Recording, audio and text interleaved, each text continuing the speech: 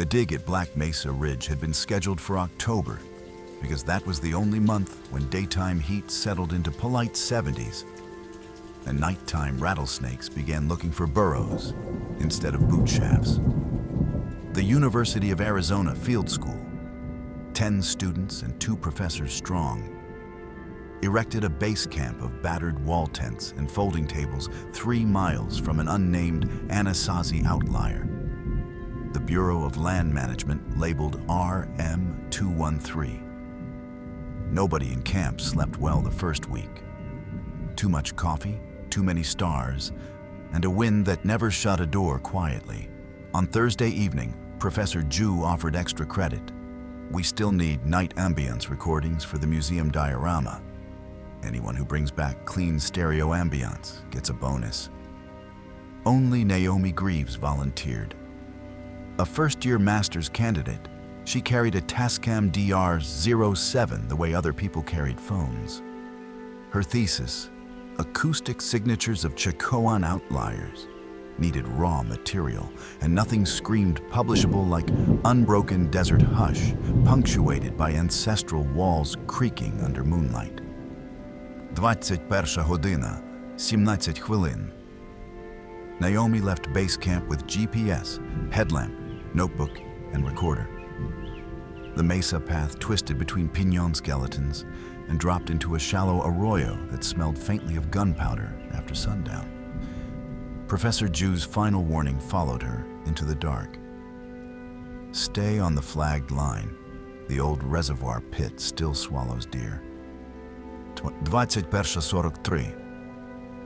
Low walls emerged, knee-high sandstone blocks still mortared by 900-year-old mud. Moonlight made the ruin resemble a stripped ship hull, ribs exposed. Naomi marked a safe perimeter, stepped over a collapsed threshold, and crouched on what once was Kiva flooring. The recorder's card showed 6 hours free. She planted a little tripod, pressed REC, and retreated to the north wall so her breathing wouldn't color the take. Silence swallowed the red LED. Wind sighed once through an upper corner gap, then died. Naomi's pulse, loud moments earlier, drifted outside her body until she forgot it was hers. Data gathering rarely felt spiritual, yet tonight the ruin wrapped her like a blanket.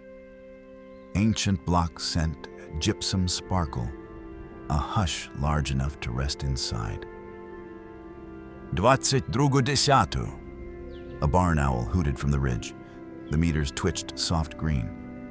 She whispered a time code note.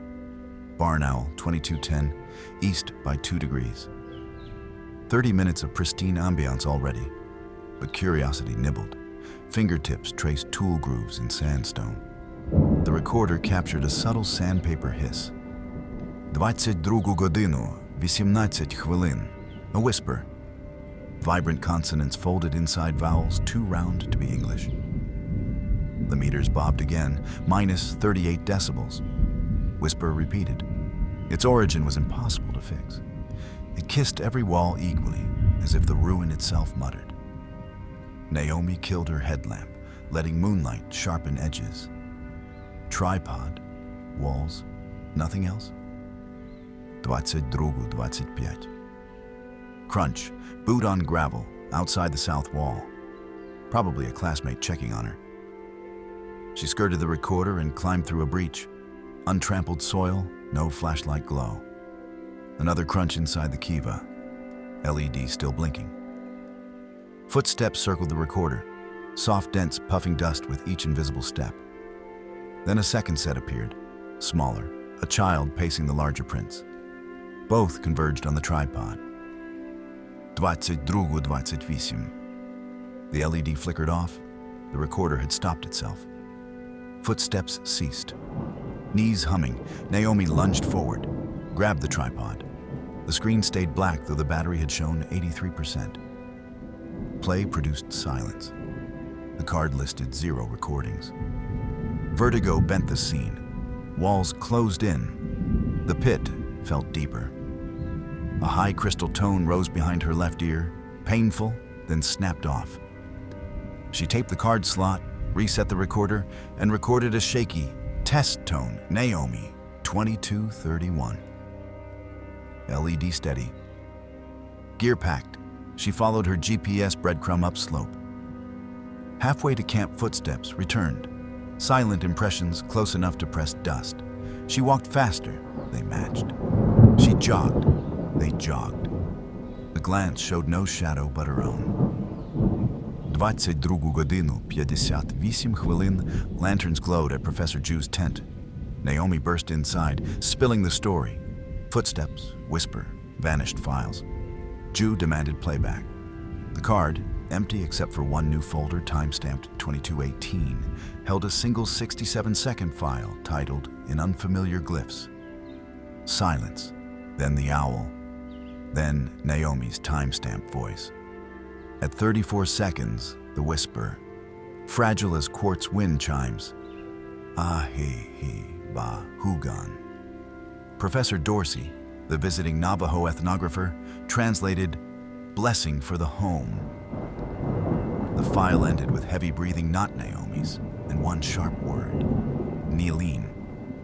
Her expression drained. That means, I see you. She urged a visit to the Kayenta Cultural Office. Night excursions were banned.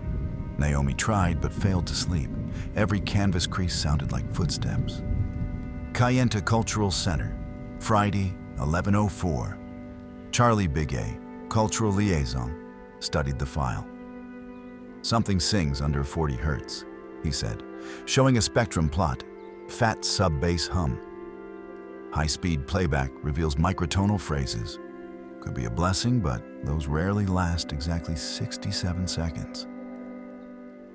Naomi realized the recorder had shut itself at 2218, exactly 67 seconds after the whisper began.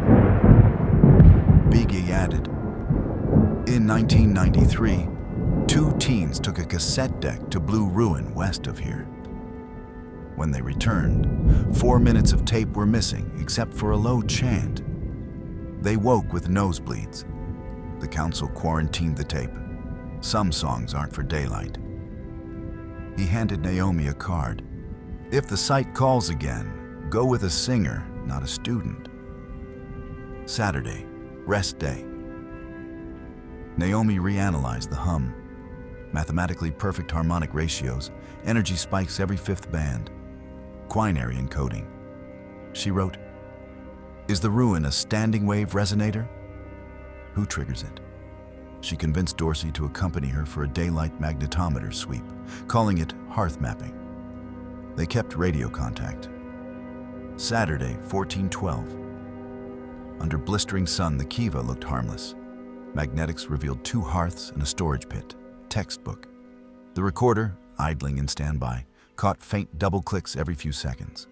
Naomi dismissed them as beetles. Saturday, 1955. A storm front loomed. Camp recalled everyone. Over stew, Dorsey muttered the low hum still haunted his ears. The ruins expect something. Lightning crawled south. Rain peppered canvas at 2200. Naomi lay awake, gear packed, feeling a gravitational pull toward ER M213. At midnight, the rain stopped as if cut. Lightning backlit the mesa. Wind died.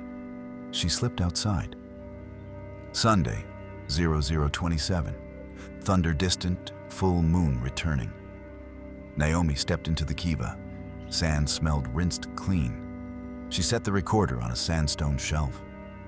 Before pressing REC, the silent footprints marched from the south breach, this time darkening the ground as if wet. She backed to the threshold. The recorder's screen lit itself, counting time. A gentle, weather-worn Navajo voice spoke, not whisper, but conversation.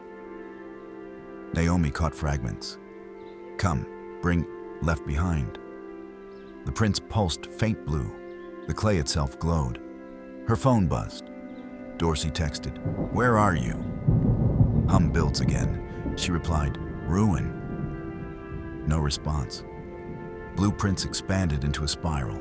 Recorder meters slammed maximum. Naomi's skull rang with the same crystal tone. She dropped to her knees. From the spiral's center, a small figure rose. Child height, ash pale, eyes like embers. Flickering like old film, it held an SD card, her missing card, even though hers was back in camp. The figure placed it on the recorder, stepped away. Blue light blazed.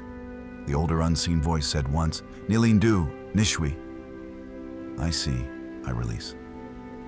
Darkness snapped back. Prints faded, cedar scent returned. The recorder displayed, "New file 0001134. Sunday dawn." The camp, awake from thunder and radio chatter, listened to the new file.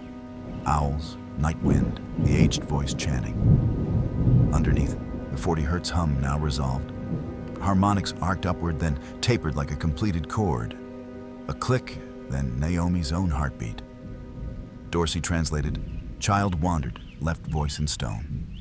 Voice found, steps return. Home closes, walk in daylight." He smiled. "Close your blessing.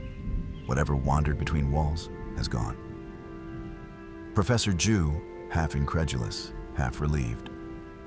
"The museum can't use that, but your thesis just doubled." Naomi discovered she now possessed 2 identical SD cards. The new one held blue dust. Microscopy later showed azurite granules rare to this strata. Naomi's thesis, Quantum Echoes in Architectural Acoustic Traps, Case Study RM213, survived skeptical peer review after spectral graphs revealed quinary encoding below 40 hertz, structured packets equal to at least 2.4 kilobits of data. A 15-second loop of the resolved chant now plays in the museum. Visitors report a calm hush when exiting the gallery. Since that night, no tent at Black Mesa Ridge hears footsteps. But each spring, equinox lightning skirts the ruin in a perfect circle. As though refracted by glass walls only thunder can see. No student has volunteered for midnight ambience since. Naomi keeps both cards. Sometimes when thunder breaks radio silence, she slips the blue-dusted one into her recorder. It never plays anything, but the LED blinks anyway. Perhaps a child made of moonlight, still pressing the red button, reminding her the home blessing holds.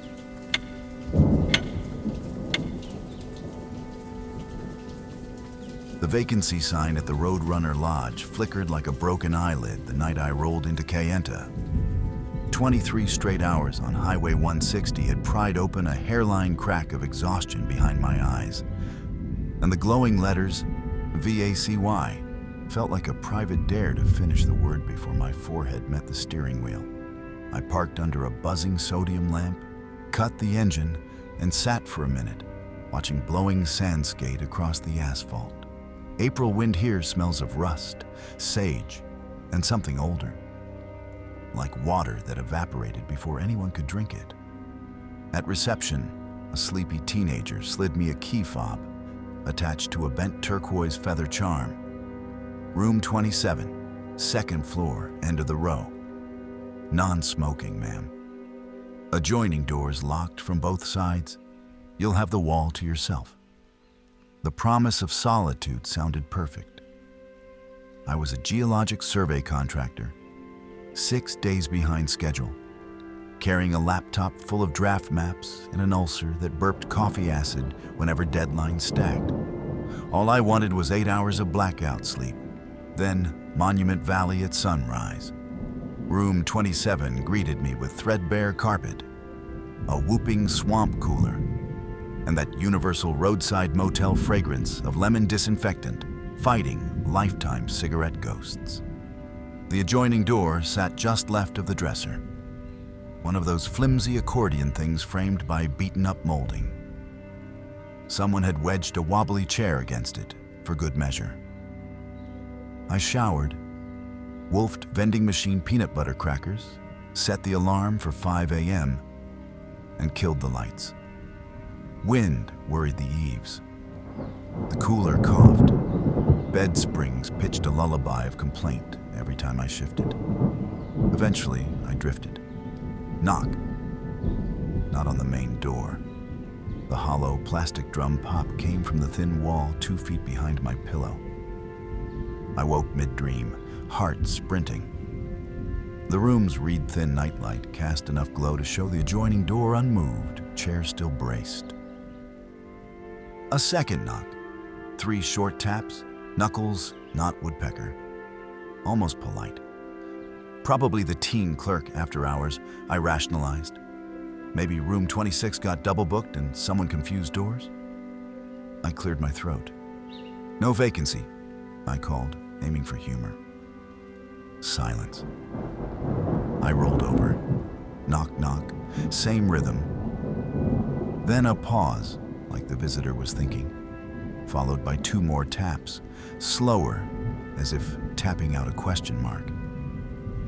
I sat up. Front desk closed. Come back tomorrow. No answer. I stared at the flimsy barrier. The chair back wiggled as though a draft had found it, yet the swamp cooler had cycled off during sleep. The air sat still as texture paint. My phone read 1:47 a.m. If I didn't shut this down, the alarm would arrive in what felt like 5 minutes. I shoved the chair aside, slid the accordion door an inch. Darkness filled the crack. No hallway light because there was no hallway. Only the mirror layout of room 26. Hello? The darkness breathed heat into my face, stuffy, like exhaled air. My finger groped the 2-way bolt. Still vertical, locked. I closed the gap, rolled the chair back, tuned my exhaustion into anger, and buried my head under a pillow. I made it 10 minutes. Scrape. The chair skated an inch toward me. Pulled, not pushed. Tap, tap, tap on the wall. Higher this time, closer to the ceiling. Knock wasn't the right word. It sounded like bone-clicking masonry. I snapped on the bedside lamp. Plaster above the door flexed inward, bulging like a lung.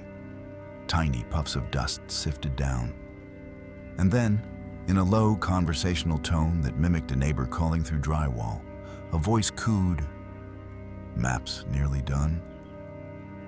The blood left my arms. That was my own voice. Same pitch, same rasp of fatigue. The bulge withdrew. Silence reclaimed the plaster. A reasonable adult would evacuate. Instead, I pulled on jeans, grabbed my field flashlight, and yanked the main door open to march next door. Room 26's knob sat shiny and untouched. No do not disturb, no scuffs in the dust lining the sill. I knocked, real-world wood thuds. No answer. I pressed my ear. The room sounded like a coffin. Zero airflow, zero mechanical hum. The master pass key from reception weighed heavy in my pocket. Clerks leave them for survey crews in case we lock ourselves out. I told myself this was still rational. Document disturbance for a refund, rescue sleep. Key slid, lock turned. The door cracked open. Heat rolled out, 10 degrees warmer than the breezeway. A single lamp on the far nightstand glowed sickly orange. Sheets on the nearest bed lay folded hospital tight. The second bed remained turned down perfect. Empty closet. Bathroom door open, mirror reflecting only wall. But the adjoining door to my room stood wide. My chair now rested inside room 26, jammed against my side of the frame as though bracing the opening from that direction.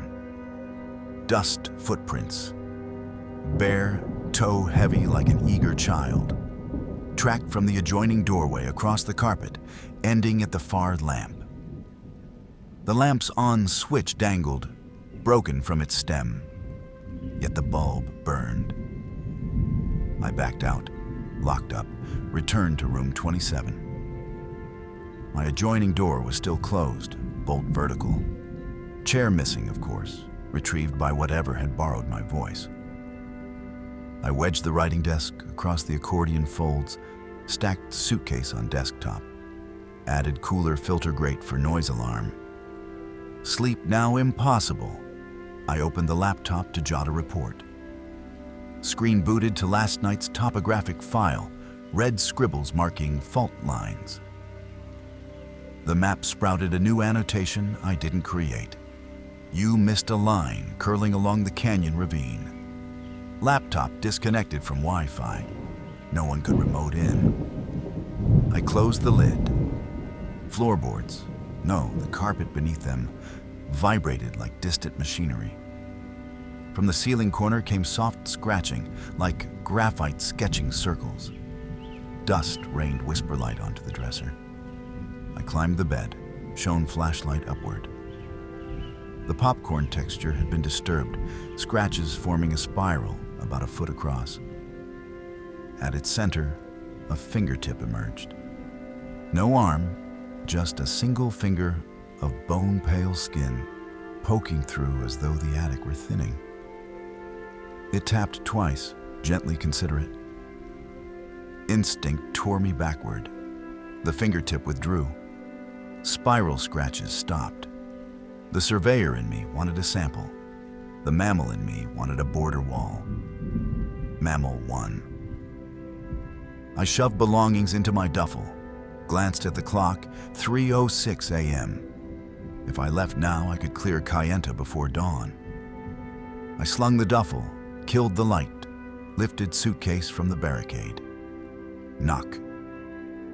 Loud enough to rattle the light bulb. Not from the door, this time from inside the dresser drawers. Wood joints groaned. Top drawer slid out an inch. The air smelled of cedar again, edged with hot metal tang like microwaved pennies. Drawer jerked open another inch. In the gap, I glimpsed map pages, copies of mine, folded tight, covered in ash-gray fingerprints. The pages fluttered, though no air moved. On their surface, my own handwriting scrawled backward, letters racing right to left. Finish the fault. Snap decision, abandon everything.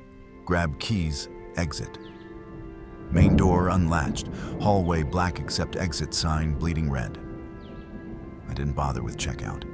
Down the stairs, across the lot, into the rental. Engine sputtered. Cold desert nights treat fuel injectors mean. But started. I pulled onto Highway 160. In the rearview mirror, Roadrunner Lodge kept its lights off. Yet every second-floor window glowed faint amber, each with a silhouette staring out. Some tall, some bent, their edges fuzzy like heat mirage. None waved. 30 miles east, dawn bled pink. I eased its scenic turnout, cracked thermos coffee, tried rationalization. Maybe carbon monoxide leakage from swamp cooler? But carbon monoxide doesn't write notes in reversed script. Cell signal returned. I scrolled Kayenta Lodge reviews. One from last month. Room 27, strange knocks. Heard my own voice asking if I'd forgotten something. Checked out early. Another from 2 years ago. Different username. Room 26. Voices through unlocked door. Dreamt I was scribbling maps. 10 reviews in as many years echoed the complaint. The motel changed owners 4 times. Yet rooms 26 and 27 never got renovations. That afternoon, the deadline ulcer won. I opened the laptop at a campground. The rogue annotation still skirted the canyon. Against pride, I ran calcs. Turned out the line predicted a hidden fault scarp my LIDAR pass had missed. A perfect fit. I added it. Saved. The screen blinked once, almost a nod. Cedar scent drifted under the tent flap, though no trees grew for miles. I'll pass Kayenta on the drive back next week. Room 27 will probably be vacant, and I'm almost curious what the ceiling spiral looks like by daylight. But I'll keep driving, because maps can't afford gratitude. And when a wall knocks gently in your own voice, You either finish the line it points at, or you never lay pencil to paper again.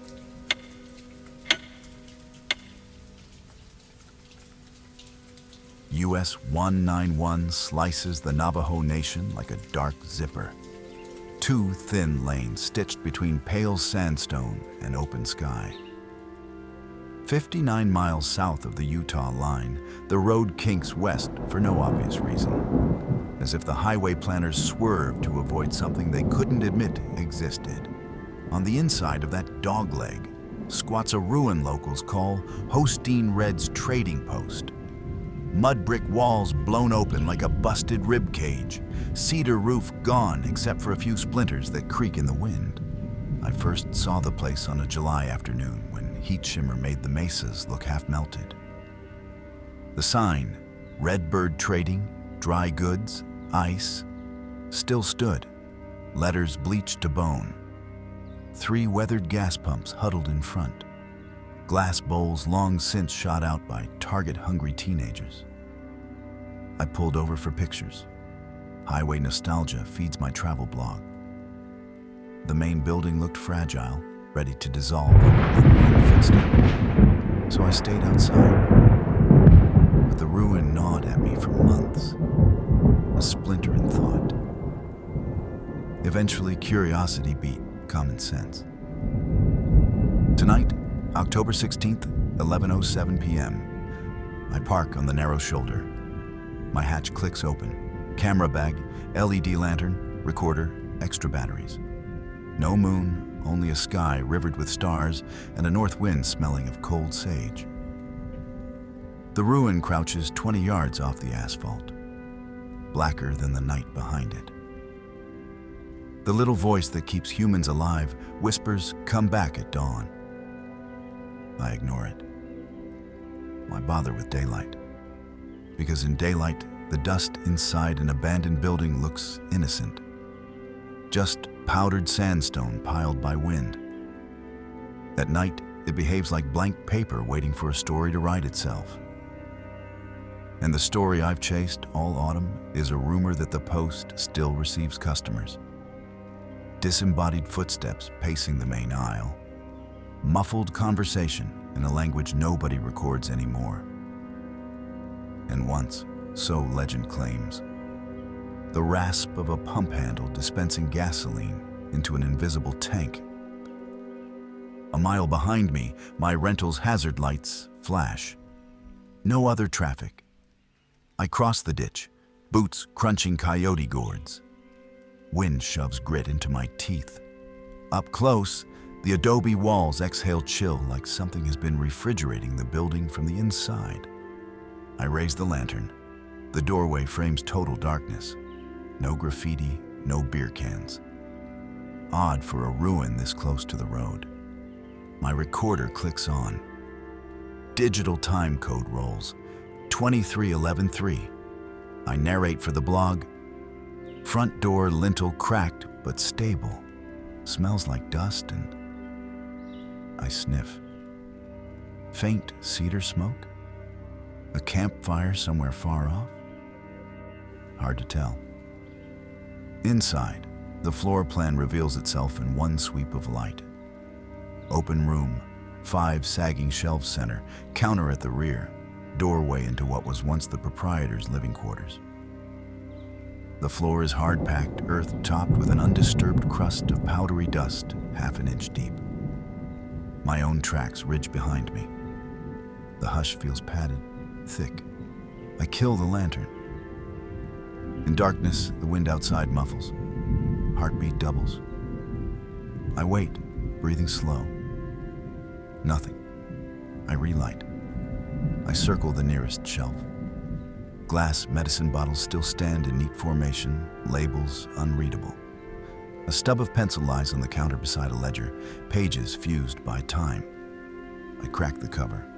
Brittle paper sighs, but doesn't disintegrate. The last entry glows under lantern beam, April 18th, 1957. 10-cent bread, 30-cent coffee, 18-gallon petrol, sold to self. Sold to self. I photograph the page. Lantern sputters. Batteries are new. I shake it. Light steadies. From the back room comes a sound like corn kernels popping. Tap, tap, tap. I swing the beam. Doorway empty. Another tap. Maybe rodents chewing plaster. I step behind the counter. A narrow hall leads to the living quarters. On the left, what was once a kitchen. Rusted stove, enamel chipped to reveal iron ribs. On the right, a storage closet. The door stands ajar 4 inches. I nudge it wider. Lantern light slides across a wall scribbled head to toe with chalk tally marks grouped in 5s. Hundreds, maybe thousands. On the floor below them, a small rectangle of undisturbed dust. Someone, something, has removed an object recently. No footprints, though. The popping returns, now unmistakably footsteps on packed earth. Not steady, they advance, pause, retreat. Floorboards, but the building has no boards. My lantern battery quits, plunging me into black. Quickly, I thumb my headlamp. Bright white stabs the aisle. Dust motes wheel like galaxies. What I see next electrifies my spine. Fresh footprints appear in the dust, 5 feet beyond my earlier tracks. Depressions crisp, boot-shaped, pointing toward the counter. They did not exist seconds ago. No sound accompanies them now, yet the prints deepen as if invisible weight settles. One print, then another ahead of it. I whisper to the recorder, new footfalls manifesting. No visible source. Breath clouds the beam, even though outside temperature hovers mid-40s. I back toward the door, headlamp fixed on the phenomenon. Prints continue, pacing to the ledger, stopping exactly where a clerk would stand. A sigh rustles the paper, fluttering the ledger closed. My own track line to the door remains the only exit. The newcomer's prints turn, face me, pause. Unease swells, pressure behind eardrums. Recorder's red LED blinks faster. Buffer peaking? I lower gain. A voice, dry as sifting soil, trickles from the doorway I had left. Plenty bread, 30 cents coffee. The timbre is genderless, syllables clipped like cash register dings. I flick my beam that direction, nothing but tallies on wall. Dust rises in lazy swirls. I pivot back. New prints sprint toward me. Instinct tears me sideways. My shoulder clips a shelf, bottles shattering. Glass chimes scatter, then hush. The prints stop inches from mine. My nose fills with cedar smoke. Sharp, not campfire, but sweathouse incense. Voice again, nearer by my ear. 18-gallon petrol. Sold to self. Words press like warm breath. I stumble, nearly drop the recorder. Footprints reverse, track to the center aisle, vanish under the second shelf. Dust eddies, settles. I need outside air. I backpedal to the doorway, fighting urge to run. The plastic lens of my headlamp fogs from inside. I wipe it. When the beam clears, something stands in the ditch beyond the threshold. A silhouette shaped like a man in a duster coat, but moonlight slides through him. The form flickers, interlaced lines like CRT scan bars. Not a solid body, an old television image projected into thin air. His head tilts, pupils glow amber, outline warps with static. He lifts one hand, fingers curve in, come back. The gesture glitches, frame skipping, my knees lock. If I step forward, he blocks exit. If I retreat, the ledger ghost might follow. I choose sideways, edge along wall toward a broken window. The static man stays outside the doorway, scanning. Glass crunches under my boot. From the ledger room, a sound like a chair dragging. Long rasp. My heart pumps noise into ears. I yank my arm through the window frame, brush shards, climb out. Cold air slices relief across sweat-soaked shirt. I hit the ground running, cross ditch, fumble keys. Inside my car, the hazard lights still blink.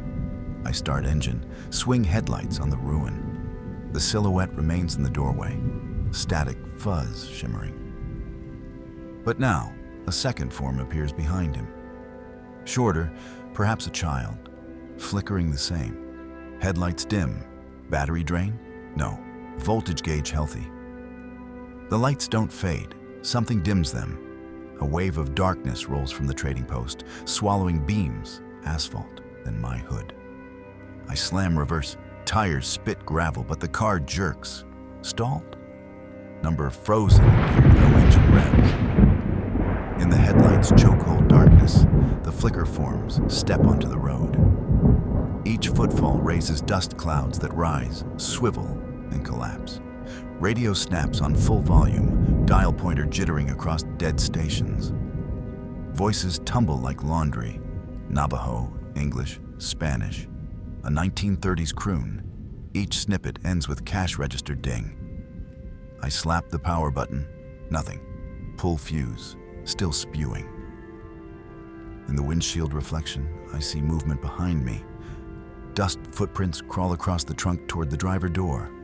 They indent metal like soft clay, each print smoking. I jam door lock. Plastic sizzles, handle boils hot. Desperation, I pop hood, kill battery cable. Lights die, dash black, radio silent.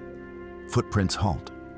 The figures in the road dim, dissolve, sucked back into trading post with an audible gasp, like wind leaving a cave. Engine now dead. I sit until breathing slows. 12:49 a.m., recorder still rolls. I note every detail. Wind picks up, disperses dust. When I dare exit, trading post stands blank, doorway empty. Ledger page flutters once, then rips free, riding wind toward the ditch. It lands face up. Sold to self repeated until margin. I don't retrieve it. I walk the shoulder a mile until cell signal bars reappear and call a tow. While waiting, I scroll county records. Redbird Trading burned mid-June 1957. Owner, Caleb Redbird. Filed last store ledger entry the night before, then vanished. Investigators found tracks in dust. Boot prints pacing the counter, but none entering or leaving. When wrecker arrives, driver asks if I saw the neon sign further north. Apparently it flickered on just past midnight.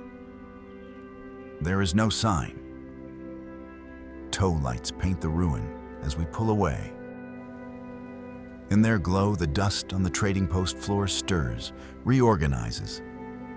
Two sets of footprints, side by side, walk the aisle toward the counter, then stop, waiting for the next customer.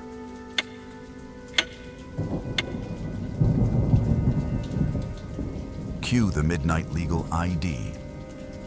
KMVL, 1310 AM, broadcasting from Monument Valley, Arizona, serving 4 states and half the desert sky. That was always the line. And at 12 a.m. on June 6th, 2025, I cleared my throat, faded the bumper music, and pushed the red on-air button. Same way I'd done every graveyard shift for 8 years. 50,000 watts of AM power rolled out across sandstone buttes, bounced off cloud bottoms, and fluttered into truck cabs all the way to Farmington. What nobody knew, what even the FCC logger can't show, was that night the transmitter didn't send only me.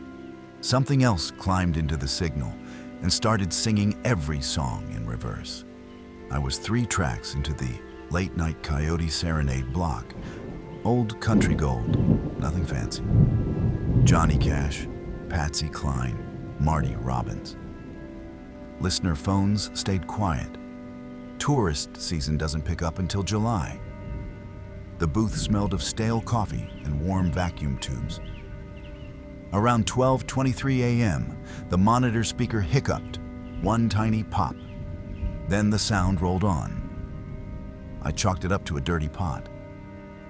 12:29. The needle on the modulation meter twitched hard, pinning red. A thin line of hiss slithered underneath Johnny Cash's ring of fire, subtle as wind beneath a door. The hiss thickened, shaped vowels, consonants, faint but there. I soloed the channel in my headphones. Under Johnny's baritone, another voice whispered the melody backward. Syllables folded like film run the wrong way. Erifongnir et otniuidai. The hair on my forearms lifted. I cued the next song, dropped channel A to dead air the moment Marty Robbins should have started. The hiss stayed. The wrong way singer had no fader. I punched the mic. KMVL to the Night Owls. We're experiencing a minor technical apparition. If you're hearing anything besides me, give the booth a ring. Phone lines lit like slot machine cherries, 6 at once, unseen for months. First caller was a trucker near Mexican Hat. DJ, your station's inside out. That Cash tune's playing backwards in my speakers, but my wife's phone says it's normal. Second call, an insomniac in Kayenta. Your late night set is chanting like Church of Satan stuff. Third call, elderly Navajo woman from Denehotso. Turn the record off. Something is borrowing your wires. AM propagation loves the desert. All that bare sandstone works like a dish. Whatever rode my carrier wave had acreage to roam. I rolled a PSA on auto loop, muted the booths, and dialed the transmitter site. 8 miles out, lonely Quonset hut below Wildcat Butte. Graduate technician Marisol Cortez answered, voice wrapped in static. Cell service out there is rumor at best. Reading steady power and clean modulation, she said. Are you joking again, Levi? I wasn't joking, and I don't use reverb on vintage country. She promised to check cables anyway. Hung up. 12:51. The hiss rose, louder, layering harmonies now, each song line mirrored backward, an eighth note late, like a demonic delay pedal. Underneath, a new thread emerged. Voice alone, no instruments. Crooning nonsense syllables that felt almost English. Nerealot emosk. Nerealot emok. Come to learn. Come to learn. I swapped to dead air again. Still the croon. The transmitter was dead, feeding something not in the console. I killed my mic, stepped into the record library, and shut the door. Even through 2 walls, the monitor leaked that backwards lullaby, tone warmer than tube gear, vibrato like a saw blade. My mind searched for rational culprits. Pirate station on adjacent frequency. Over the horizon bounce from Mexico. None would sync perfectly behind my own playlist. A soft knock on the library door broke the whirl. 3 gentle taps, measured. I opened it, expecting nobody. Studio lights stay red during live hours. The hallway was empty, yet the backstage light glowed green. Exterior door unlatched. I walked the corridor. Hot desert air seeped around the jam. Outside, the tower's red aircraft beacons pulsed, bathing sand in arterial flashes. Wind smelled of sage and rain on dust. On the concrete stoop lay a reel-to-reel tape canister, labeled in pencil. Play me right way. No footprints, though fine silt covers everything out here inside minutes. I brought it inside, threaded it onto the old Ampex deck, machine I keep for nostalgia. Tape leader read 0 minutes. I spooled 5 inches, hit play. What rolled off the speaker was my own voice from 10 minutes earlier, only reversed, syllables still wet with smoky booth air. Ka noitas para lakin set rofniserpse era you. We are experiencing a minor technical apparition. My skull prickled. The recording shouldn't exist. I hadn't hit REC, and the deck stayed unplugged all night. I let it spin. The reversed Levi monologue ended. Next came the present voice, the crooner, now forward, distinct. Tower bleeds open windows. Desert wants choir. Come outside, Levi Morrison. It knew my full name, not the on-air tag, Night Levi. I hit stop. Tape kept moving. Unplugged the deck. Capstan still spun. I yanked the tape off spindles. Ribbon flapped like something alive, curling around my wrist, hot as sun-baked steel. I flung it. The tape hissed landing, but the voice kept talking, now straight through the studio monitors, though feeds were dead. You owe a song. Static blossomed, not fuzzy noise. True broadband snow like a thunderstorm in binary. Over that squall, the singer began Marty Robbins' El Paso. Only lines inverted mirror-wise. Otsaplamorph tun odai wankai. Each reverse lyric coaxed faint shapes in the control room glass. Silhouettes of buttes, a road twitching under heat haze. The booth smelled suddenly of petrichor, even though the roof never leaks. Phone lines flashed again, then died, then jammed busy. My console meter pinned, but nothing digital registered. I heard my late father humming old D-Day era swing, buried inside the carrier wave. Dad passed 2 years earlier in Flagstaff Medical. Then Marisol called. Direct line. Levi, something shook the tower. SWR spiked and the ATU hummed like bees. I stepped outside. Your music plays without radios, just air humming. And I swear I saw crackle. Coyote on hind legs, more static. Mouthing words backward. Line cut. The booth clock hit 1:19 a.m. The crooners shifted keys, unfurling rounds of "come outside" overlapped on themselves until the phrase morphed into a churning wind. I noticed the on-air light wasn't lit anymore. Yet my signal meter still soared. The transmitter site must be free-running, fed by whatever commandeered the feed. I grabbed a portable recorder, kicked open the rear exit, and drove the station Jeep east on Monument Valley Road, toward the tower. The horizon ahead pulsed dim green, every flash synchronized with the aircraft beacons. Red blink, green glow, red blink. Car radio, AM, FM, XM, all bled the same reversed ballads. Miles of desert rolled by, silhouettes of mittens and mesas like titans watching. At mile marker 7, the air thickened, see speakers cut. Recorder in my pocket vibrated hot. I killed the engine. Hiss crawled up my spine, not from electronics, but from sky itself, a wall of modulating air.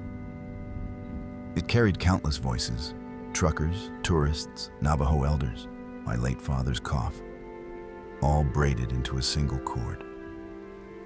The tower loomed, 400 feet of lattice humming teal.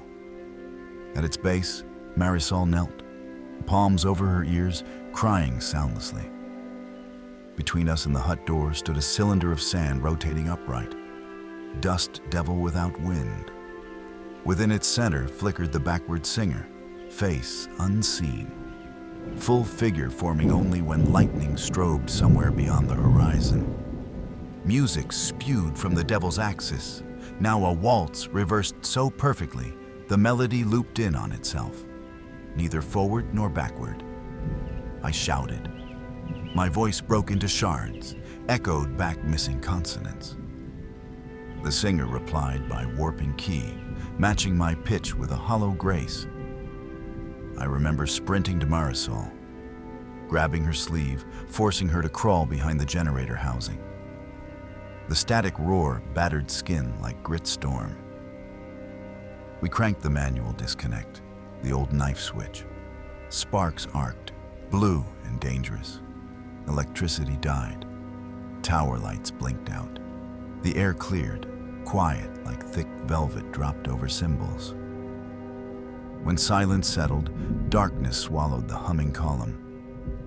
Dawn's first blue smear leaked behind totem pole. Otherwise, the desert slept. Marisol's first words. Did it need the carrier?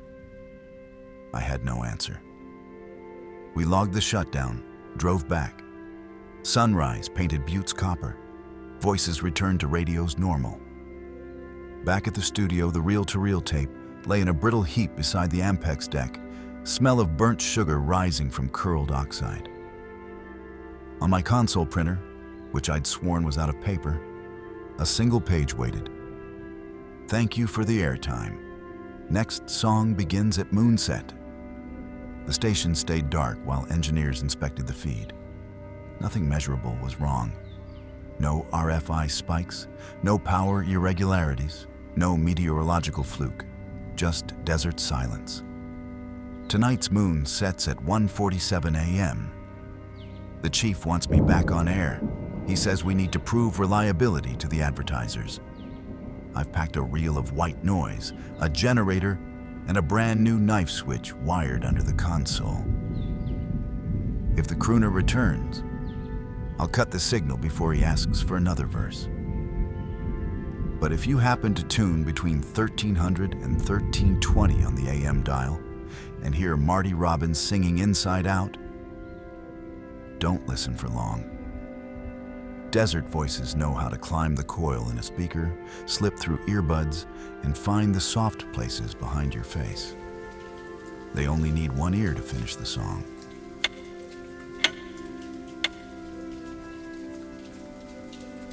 Patrol Log 47 opens at 22:04 hours, April 14th. Petrified Forest National Park. A crescent moon hovers low enough to scrape the mesas, and the painted desert looks like spilled charcoal under frost. The south gate has just clanged shut behind my Bronco, so whatever happened tonight began the moment the padlock snapped. The first oddity arrives 12 minutes later. A single rap on the roof, so sharp it jars my rearview mirror. No branches overhead, no hail in the forecast. Yet the cab fills with that metallic hush you get before lightning. The trick of a rock flung from the darkness seems likely until I roll past milepost 3 and spot nothing but open desert. The radio remains silent, but my throat keeps tightening, like an invisible hand reminding me of every ranger who's ever vanished out here. By 2240, the service road forks toward the old Civilian Conservation Corps stone shack. No volunteer claimed the bunk tonight. I signed the vacancy sheet myself. The building should be dark. Instead, a lantern-sized glow flickers in the north window. I kill the engine, coast the last 30 yards, stop with headlights off. Wind slides across the washed-out asphalt, lifting dust into silver ghosts. My flashlight gives a thin beam, more apprehension than light. Inside the shack, the glow dims, then brightens, pulsing like a heartbeat. I step out, boot soles crunching petrified chips. 10 paces from the driver door, I recognize the lantern shape, an old 2-cell flat-bar flashlight, identical to the model retired ranger David Teller used to carry before Cottonwood. Wash swallowed him 3 springs ago. The beam swivels, drawing a wide white arc across the inside wall. I call out the standard challenge, "Park service!" The beam cuts off. The shack drops to black. Footsteps shuffle inside, too slow for panic, too deliberate for wildlife. One thought freezes me. If that is a trespasser, he knows enough to kill his light at a ranger's voice. Knowledgeable intruders rank somewhere between poachers and something worse. The door groans open without any visible hand pushing. Moonlight slides across cedar crates and a rusted pot-bellied stove. No figure in the doorway, yet boot prints stamp fresh into the dust, forming one after another as if pressed by unseen feet. They travel backward, deeper into the shack, stopping at a cot in the far corner. I watch the mattress compress, sagging under phantom weight. A baritone voice, warm and familiar, floats out of the dark. "Sit a spell, partner." Night's young. It belongs to Teller. But the intonation is off, vowels stretched like wet leather. I aim my torch at the cot. The flashlight beam warps around an empty depression. Nothing visible absorbs it, yet the cone bends as though hitting dense air. Copper stench floods the room. My lungs tighten. I back onto the porch. The night seems to lean closer. My radio finally crackles. Half syllables, fragments of dispatch code, scrambled numbers. Then Teller's dead voice slides through again, this time from the radio speaker. "Joe, forgot your coffee." Static swallows the rest. There's no instant protocol for a voice that belongs 6 feet under. I retreat to the Bronco, start the engine. Headlights pin the shack. A silhouette now stands in the doorway, ranger hat pulled low, jacket front sagging where Teller's patch used to detach. But the outline hovers an inch above the threshold. Dust coils under empty soles. The shape raises its right hand. Between 2 fingers, it pinches my ceramic coffee mug, green, cracked, the one that's been locked inside the ranger office since Teller's funeral. Steam curls from its rim, even though the night breathes 48 degrees. The grin under the hat brim widens, white like weather-bleached fossil, too many teeth. My high beams flicker. Electrical systems complain, dash lights strobing. Static climbs the frequency dial until speakers rattle. The silhouette mouths words. The radio translates them in Teller's voice. "Bring it back to the river. You still owe me." Suddenly, something slams the Bronco's rear quarter panel. I spin the wheel, headlights sweep empty desert, show nothing. Another hit, driver's side now, dense metal inward. The hair on my arms lifts. I gun the throttle.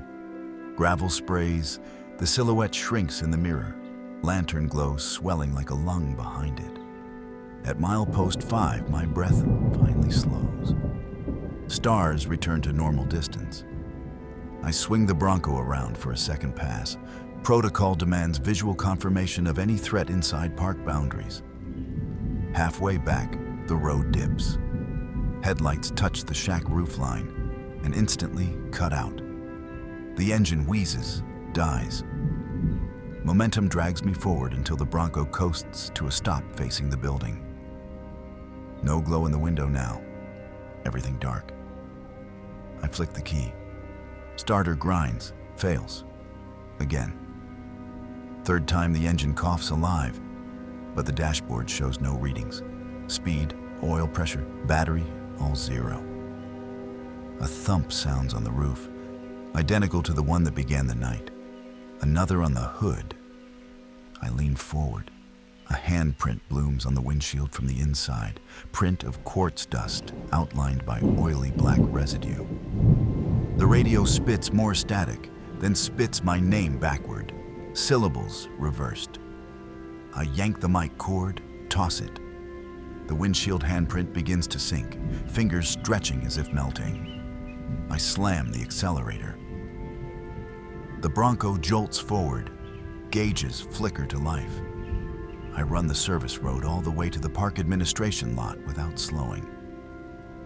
Inside the main office, the security monitor bank glows. Camera feeds from trailhead, gate, visitor center show nothing unusual. Feed 4, mounted on the shack, should be dark. But instead I see Teller's silhouette under the porch light. Mug still steaming. The figure looks directly into the lens. Pixels crawl, glitch. The feed pauses, then rewinds itself 10 seconds, then plays forward again. He lifts a hand. 2 fingers beckon.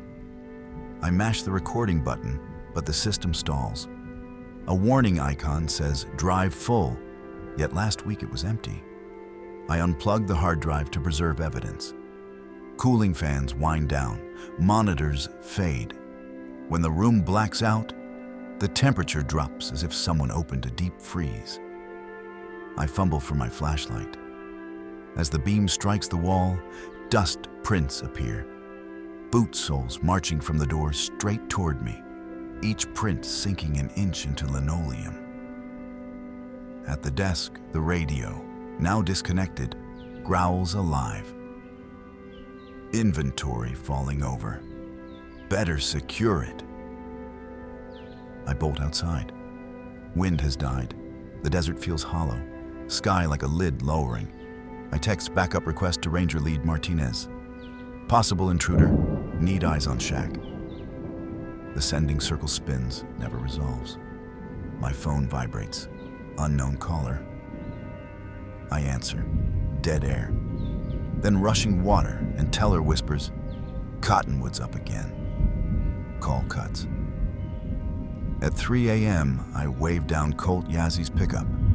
His dog Ranger leaps from the bed, fur puffed, teeth bared at shadows. We approach the shack with Colt's high beam slicing the dark. Doors still ajar. Interior calm. My mug sits on the cot, stone cold, empty. No footprints now. The floor gleams clean, swept of dust. On the desk, blank pages of patrol logbook lie open. The top sheet shows fresh ink. Midnight coffee tasted bitter. Joe promised a refill when the river calms. Ink matches Teller's handwriting. Colt refuses to enter farther. Ranger growls, hackles rigid. We back out, slam the door, drive to the south gate, chain it twice. By 4:10, I'm filing log 47. The office lights hiss overhead. The hard drive I unplugged earlier clicks despite having no power source. Each click sounds like river stones knocking. At 4:55, I return to the shack in daylight to photograph evidence. Cedar needles, charred at the tips, lie in a perfect ring where the silhouette first stood. Inside, my mug has vanished, replaced by a smooth limb of petrified wood shaped unsettlingly like a human jaw. The patrol log page has added a second line in the same dated ink. Coffee's still hot. Meet me at the shack, midnight. I tear the sheet free, lock it in an evidence bag. Sun climbs, wind returns. Everything smells normal again. Management can blame exhaustion. They can claim I fell asleep at the shack, dreamed the lantern, the handprint, the voice radio can't transmit. Maybe they'll order a stress eval, relegate me to interpretive services. Fine. They didn't sit alone while a dead ranger tried to hand back a mug we buried with him. They didn't hear river water pouring through a disconnected phone. Tonight, the moon will wane to a hook of bone. Same as the night Cottonwood Wash came alive. If Teller's silhouette stands at the shack again, I won't enter. The desert can keep its ghosts, its cedar rings, its borrowed voices. It already knows where mine will break. And if you drive the service road after hours and someone in a broad brim hat signals you for coffee, keep your headlights on him, but never stop. Some debts were meant to drown. And the park, every petrified log, every painted hill, remembers who tried to pay late.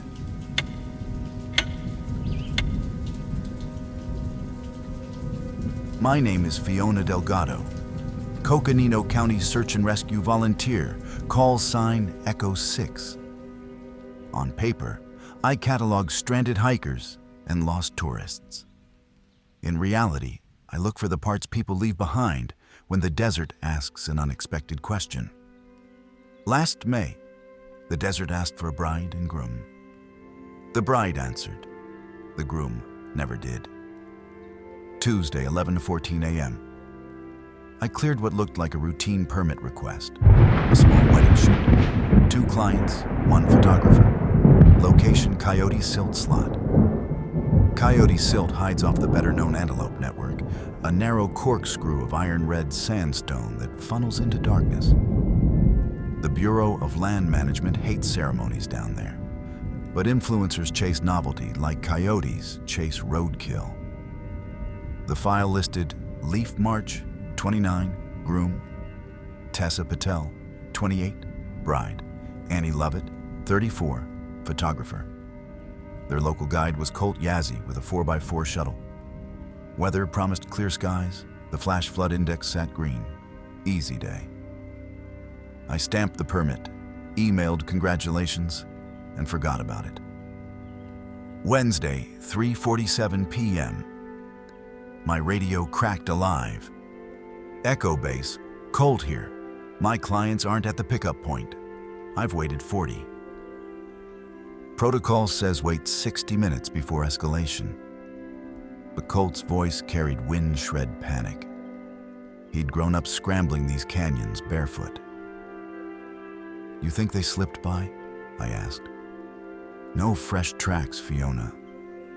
Slots whispering weird. When a guide says a slot is whispering weird, it means the echoes don't bounce right. Something inside is catching the sound. I grabbed my gear and rolled south. 4:22 p.m. I squeezed into Coyote Silt, helmet cam on. The canyon exhaled cool breath that smelled of damp clay and juniper pollen. At the first bend, I found the bouquet. Desert lilies laced with ribbon the color of oxidized blood. Footprints? None. Only wind scribbles and one set of dog tracks. Colt's Cattle Dog Ranger. I pressed my mic. Echo 6 to base. Found bouquet 300 meters in. No sign of parties. Static hissed, then a breathy whisper in my own voice.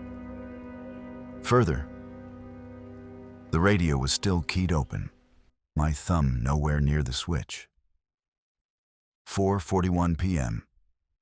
10 meters deeper, a strobe fired on a timer, abandoned on the canyon floor.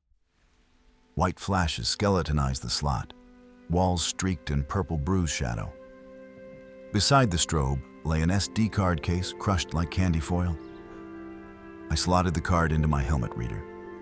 Last file, 6 seconds. Tessa in desert white lace.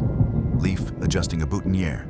Annie counting down. 3, 2, and 1. Something yanked her sideways. Cameras tumbled. The clip ended with a wet, throat-deep gasp. I tried radio again. Signal dead, static pulsing like tide. A voice drifted down canyon. Fiona, they're around the bend. Need a medic. It matched Colt's timbre but held no radio grain. Sounded naked like he stood 15 feet behind me. I called his cell, no answer. The ringtone felt swallowed by stone. 4:59 p.m. I rappelled a 7-meter drop into ankle-deep silt. My headlamp speared the dark and caught a bridle heel wedged in sandstone. Blood laced the ankle strap. A GoPro nearby blinked red. Footage showed torchlight whipping, Leaf shouting, "Run!" Annie panting, "It's copying him." Tessa pleading, "Leaf, stop joking." Then Leaf's voice answered, calm, "Tessa, it's safe." A heartbeat later, the same line replayed. Vowels stretched like tape dragged through mud. The camera toppled. A shadow with too many elbows crawled past. Audio cut. 5:16 p.m. I entered the cathedral chamber. A 20-foot bowl opened to a slice of blue sky. Sunset hadn't touched it. The air felt electrically still. Tessa's veil lay in the dust, hem charred, edges curled inward with the smell of burnt hair. A footprint beside it showed toes splayed wider than human, heel elongated into paw pads. Across the chamber, finger-smeared chalk framed a doorway on the wall. Too wide, too crude for wedding props. Another smear arced upward like someone tried to climb and melted back. Ranger whined ahead. Around the bend, Colt knelt in dust, arms limp, eyes closed. Ranger lay beside him, fur rippling as though static lifted each hair. Colt's radio sat on a boulder, keyed open. "Colt!" He blinked as if surfacing from deep water. "Echo 6? Where are they?" I saw them run through me, he whispered. Their voices wore my voice. He pointed to a crevice, an even tighter squeeze leading into a branch marked dead end on topo maps. Drag marks striped the silt. You stay. Dog stays, I said. Colt tried to stand. Ranger growled. I left them under low torchlight and slid into the crack. 30 feet in the crawl space opened into a hidden chamber. No natural light, walls polished like melted glass. At its center stood a limestone arch only 3 feet tall. Inside the arch, a darkness deeper than shadow trembled as though breathing. Tessa knelt inches away, veil shredded, eyes blank white. Leaf crouched opposite, suit jacket torn, skin rippling over his ribs. Annie stood nearby, camera raised. Every flash fired, yet produced no light. The arch pulsed. Tessa turned. Her mouth opened and my own voice spilled out. Further, Fiona. Need a medic. Echoes died against stone. Annie's flash strobed again. In its phantom glow, something behind Leif's sternum pressed bone like thumbs under wax. Tessa screamed in Colt's voice. Run! The darkness unfurled.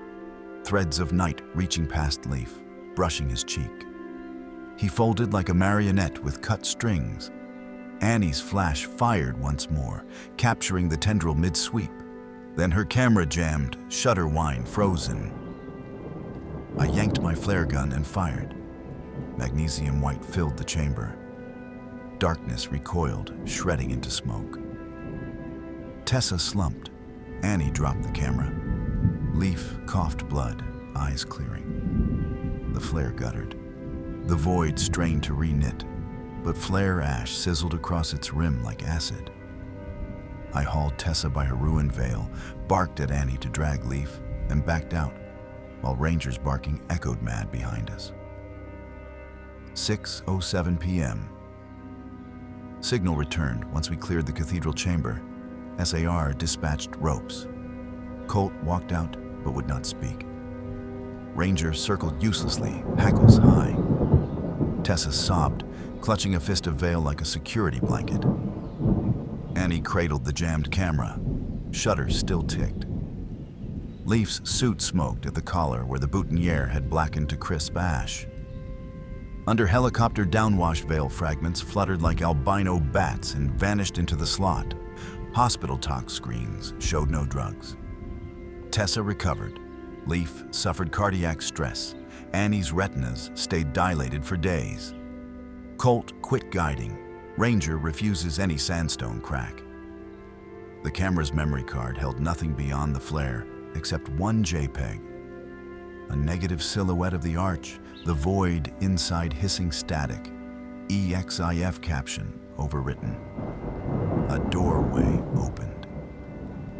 2 nights later, my SAR pager buzzed. No number. I pressed talk. My own voice whispered, Further, Fiona. Need a medic. I smashed the pager against my truck dash. Rangers posted geologic instability, no entry tape at Coyote Silt.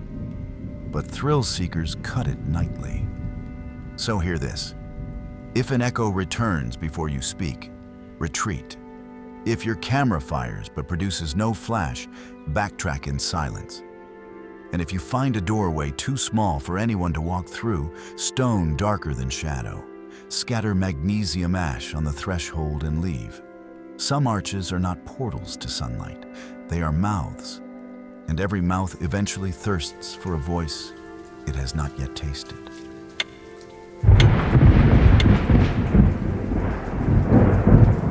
My CB handle is Stone Horse, but the payroll sheet at Coyote Logistics still says Everett Yazzie.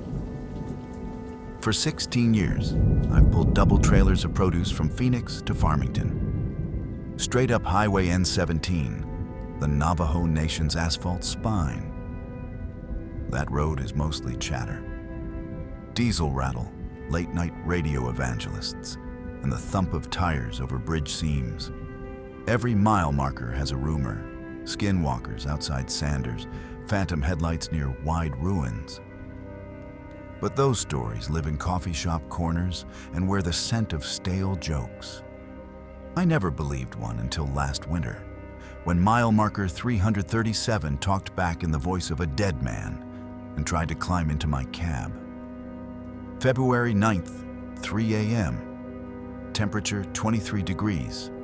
Blacktop shining like gunmetal under a 3/4 moon. I'd left Holbrook an hour earlier with 40,000 pounds of citrus, cab heater whining at full blast, George Strait's Amarillo by Morning Low in one earbud. The rig handled smooth. Traffic count for that stretch was me, one tanker half a mile ahead, and an SUV tail lighting into the southbound dip.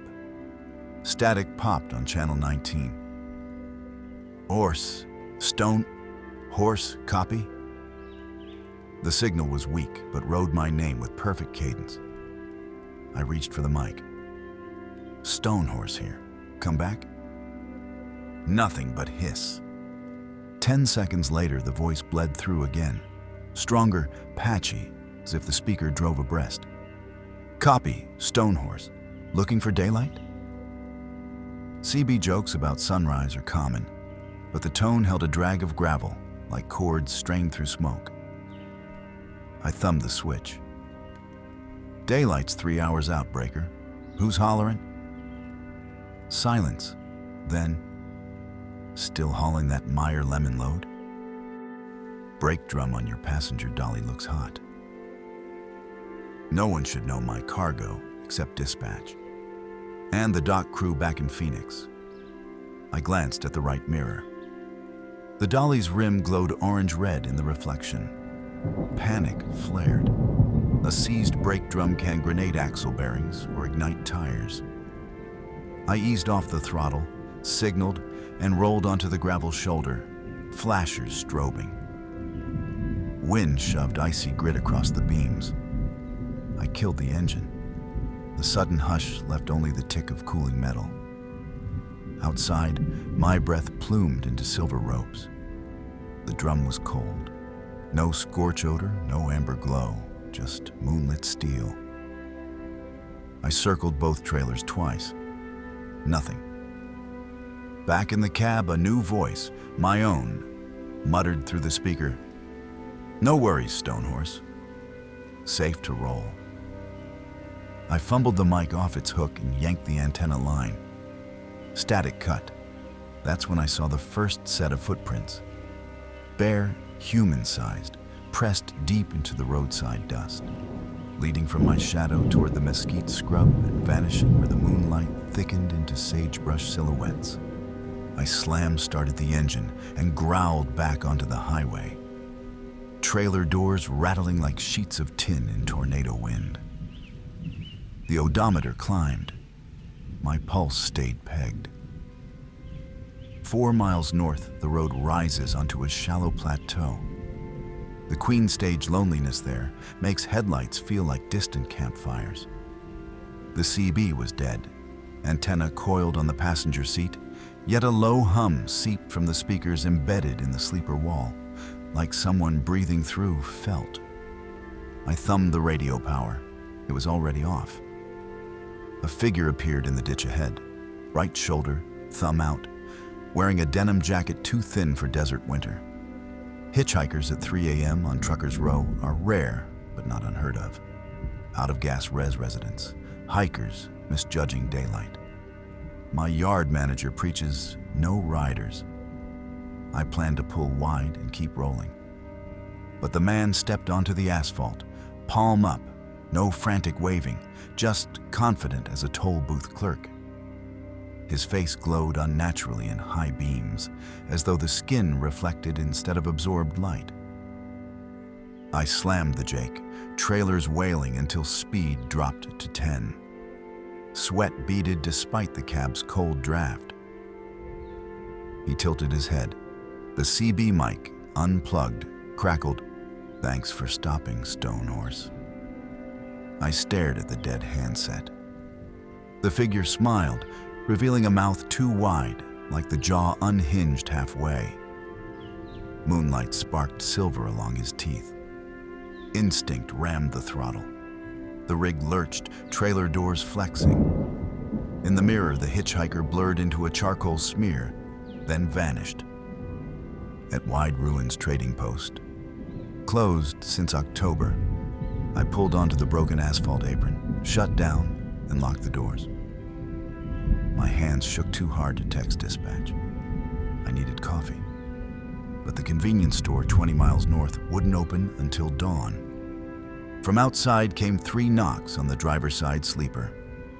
Hollow. Deliberate. I froze. Keys jingled in the ignition, though my fingers weren't near them. Cold pressed the cab walls. My breath plumed. Knocks again, lower on the passenger side this time, against the sleeper window directly behind me. The glass pulsed inward as if nudged by a stiff finger. Something whispered in my right ear, yet no one sat there.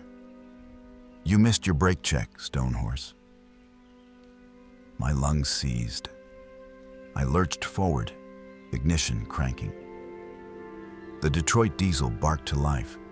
I dumped the clutch, tires chirped, and I chewed gravel re-entering the highway. 15 seconds later, my own voice floated from behind the seats, louder, clearer. "Mind if I ride up front? Wind gets cold on the step." A glance into the convex bus mirror showed the sleeper curtains bulging outward, as though breath pushed them. Tremors rattled my spine. I clenched the wheel so hard that the leather creaked. 9 minutes ahead, the road kinks around an eroded butte. Signage warns of fallen rock. As I crested the rise, a semi's ghostly hazard strobes loomed. Someone else parked roadside. A tanker driver stood beside his rig, waving both arms. I eased near, windows sealed. The man cupped his hands, shouted words the wind shredded. Only one phrase pierced through, "Not alone in your truck." He pointed toward my sleeper, face drained of color. I floored it, pain clanging through my chest like sheet iron. Mirror glance. The tanker driver scrambled into his cab, doors slamming. I crossed mile 352 doing 77 miles per hour. CB handset remained on the seat, silent. Yet speakers hummed again, my voice dragging into a drawl. "Lot of miles ahead, partner. Let someone else steer a while." Curtains rippled. A weight shifted onto the mattress. A smell like wet copper and scorched hair seeped through the bunk vent. I slammed dashboard switches. Dome light, map light, sleeper lamp. Everything flared white. Shadows leapt. The bulge on the mattress flattened. The odor faded. Red-blue flashers flared in the distance. A Navajo Nation Patrol SUV parked crosswise near the chamber's junction. I cut speed, relief surging. Law enforcement might end this nightmare. Officer Tom Yazzie, no relation, stepped out, hand on pistol, wave stopping traffic. When I rolled to a halt, he signaled window down. Before I spoke, the officer flicked his spotlight along my trailer doors. "Got a rider?" "No, sir," I rasped. "Solo haul." He rested a fist on the step. "Tanker driver said you picked up a hitchhiker near Wide Ruins. Said it mocked his voice over CB." I swallowed. No rider. But something followed. The officer's eyes narrowed. He scanned the cab interior, lingering on the sleeper curtain. "Turn off your lights, driver." I hesitated. "Sir?" "Lights out, now." I obeyed. Night rushed in. Officer Yazzie lifted a small pouch, scattering white cornmeal in an arc beneath the door. He spoke Diné quietly, words sliding like water over stone. The air inside my cab thickened, a pressure change like an elevator braking hard. From behind me, a whisper rose. Not my voice, but a chorus stitched from it. let me ride in daylight. I flinched. Officer Yazzie drew a cedar ash-filled gourd rattle, shook once. The whispers shrieked, raw metal through glass. Sleeper curtains snapped flat. An icy gust burst from vent seams, then fled. Silence. The officer exhaled. Drive on, brother. Do not stop until gallop. Keep the lights on. When dawn breaks, scatter ash behind your tires. I managed a nod. Grinding gears, I pulled away. In the mirror, Officer Yazzie scooped the cornmeal line into a pouch, sealing it. I rolled into the truck stop at exit 20 under the palest wash of sunrise. Diesel pumps hissed, coffee fumes sweetened the air. I circled the trailers, flashlight in hand. No footprints, no scorched rubber, no copper stench. Still, I scattered cedar ash in 2 thin lines across the pavement behind each dolly. Inside the diner, I ordered black coffee and wrote a resignation email on my phone. Drafted it anyway. A second cup later, I deleted the unsent message. Highways pay mortgages. Monsters only charge terror. Every night run since, I keep the CB unplugged and carry fresh cedar ash in a tobacco tin. Most runs are silent.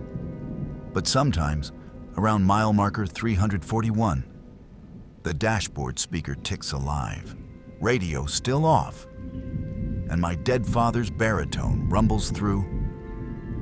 Brake drum looks hot, Stonehorse. I whisper back the only words Officer Yazzie taught me. Ahuami niha shikadiu. The Nightcaller hisses, recedes, waits for some other driver who doesn't believe mile markers can talk. If you run Highway N-17 after midnight and a stranger knows your cargo, your handle, and the song in your earbuds, keep rolling. Refuse every invitation. Some rides never end at daylight.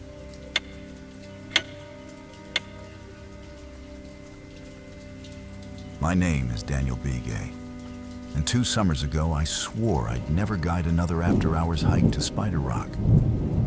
The canyon still sends tourists my way, but I hand them off to the new rangers and drive home before sunset, because the last time I lingered, the canyon told me goodbye in my own voice, and almost meant it. I'd spent the day herding a busload of geology students along the rim trails, pointing out Permian crossbedding and ancient footpaths. By 5:30, they were gone. The visitor center lot empty, except for one dusty rental Jeep and its single passenger. Clarissa Barrett, doctoral candidate in cultural anthropology and, apparently, a professional procrastinator. She waved a permit that expired at midnight. I need a twilight view of Spider Rock for my thesis photos. Just 30 minutes at the overlook. The light, the alignment with Venus. Tonight is my only shot. A storm of sandstone dust swirled up the road behind the Jeep. The park gate would close in an hour. No ranger wanted overtime. Clarissa's eyes were so earnest, and I'd never lost anyone.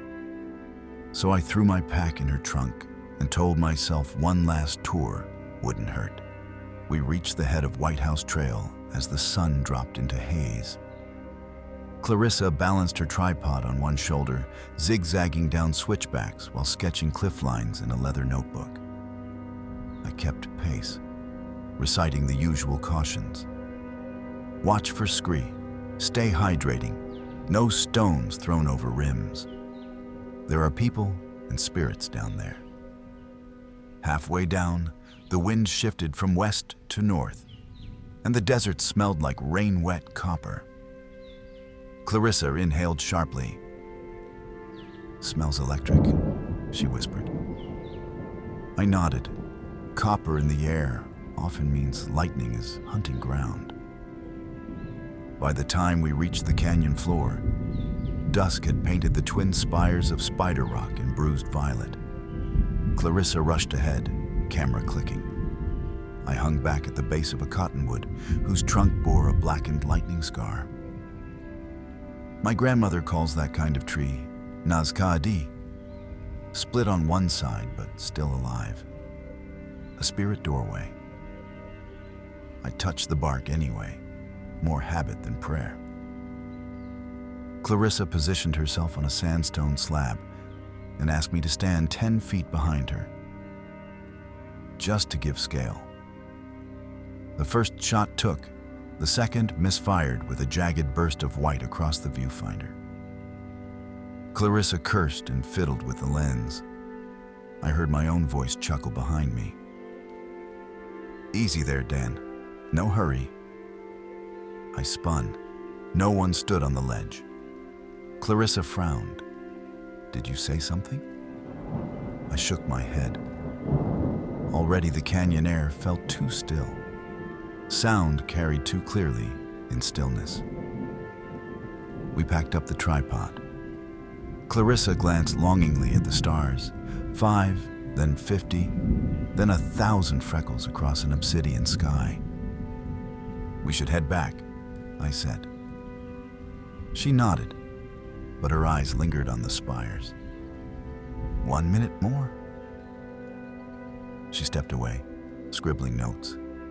I knelt to cinch my bootlace, then heard myself again, farther up canyon now, softer, as though I'd walked ahead without my body. "Clarissa, this way. Faster path." She looked up, confused. "You already started back."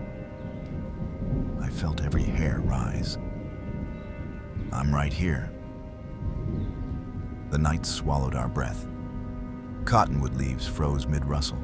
The cricket wall of sound collapsed into silence. From the canyon bend came my voice a third time, perfectly calm. "Goodbye, Dan." Clarissa's camera strap squeaked against her jacket as she pivoted. "Why would you say goodbye?"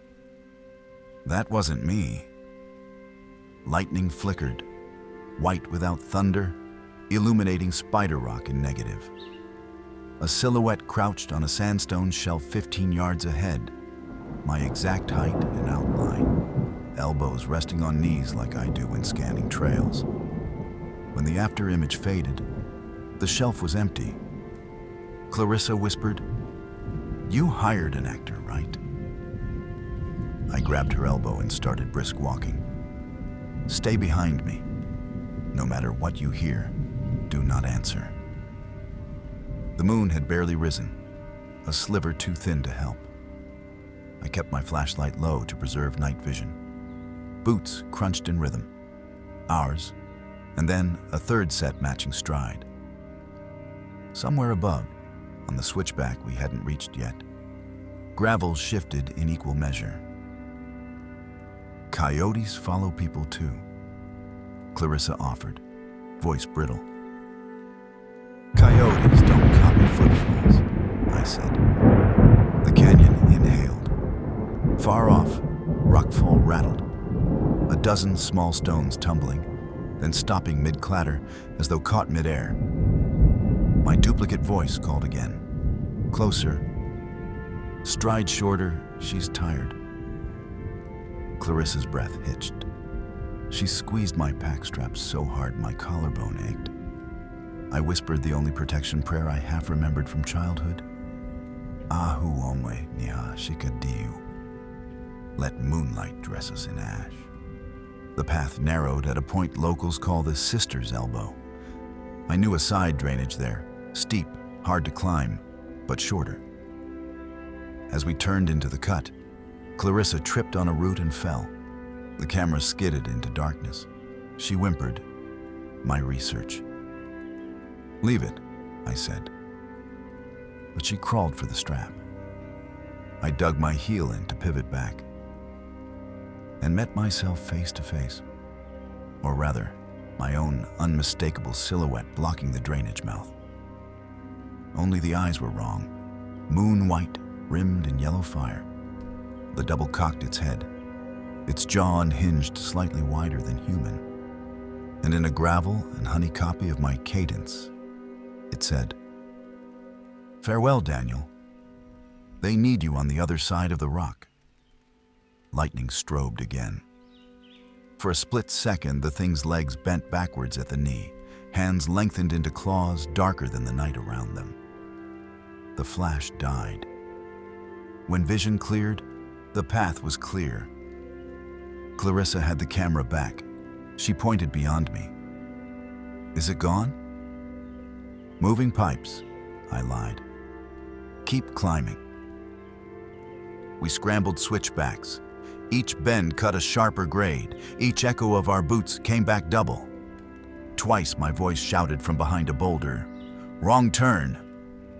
I ignored it. After the third taunt, Clarissa's voice mimicked mine in a panic. "Help me." Except Clarissa was ahead of me and silent. On the final rise before the rim lot, a juniper branch snapped. Something stepped onto the trail so close, I smelled dust and rawhide. Clarissa screamed. My flashlight beam caught rag-stitched skin stretched across shifting ribs. The light flared, then guttered as batteries died. I grabbed Clarissa's sleeve and shoved her onward. A hot gust slammed our backs. Claws raked stone inches from my boot. The visitor center floodlight, set to motion sensor, blazed awake at the parking lot lip. The creature halted where darkness ended, pacing left and right like a frenzied dog chained to shadow. Clarissa collapsed on pavement. I yanked the Jeep keys from her pocket, hit unlock, dragged her inside. Headlamps lit the trail. The creature retreated behind a piñon, eyes glowing, still speaking in my voice too quietly for words. Rangers chalked the incident up to dehydration hallucination, faulty equipment, cultural suggestion. Clarissa's camera card showed every still except the last two. Those contained only static and a timestamp 1 hour in the future. I resigned the next day. Clarissa emailed once to ask if I'd ever been farther than the canyon the voice described. The other side of the rock. I deleted the message. Last week, at 3:03 a.m., my phone chimed. One new voicemail. Playback revealed my voice, strained, wind over the mic, whispering, "Farewell, Daniel. Trail's waiting." The timestamp says it was recorded tomorrow night. I blocked the number, crushed the SIM, and still the canyon's breath seems to rattle at my bedroom door. If you walk Spider Rock at twilight and you hear your own farewell before you speak it, do not answer. The canyon is only practicing your goodbye.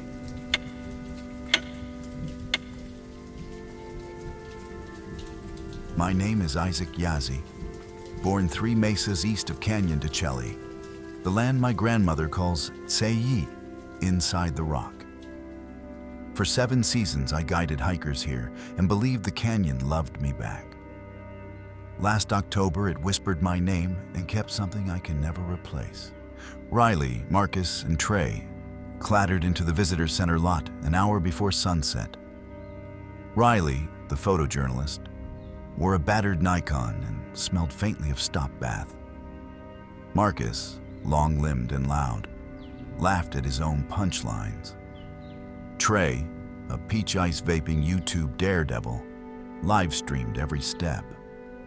They wanted the forbidden ledge above Spider Rock that glows blood red for exactly 64 seconds each October. We jogged the switchbacks while Trey slapped number Skinwalker country on his feed. We reached the shelf with half a minute to spare. Sandstone ignited rust, then violet. A wind rose from the canyon floor, hot, metallic, as if someone opened a furnace below. Trey whistled Country Roads. The canyon answered an octave lower, each note in reverse. Marcus whooped, but gooseflesh crept up my arms. Echoes never return lower.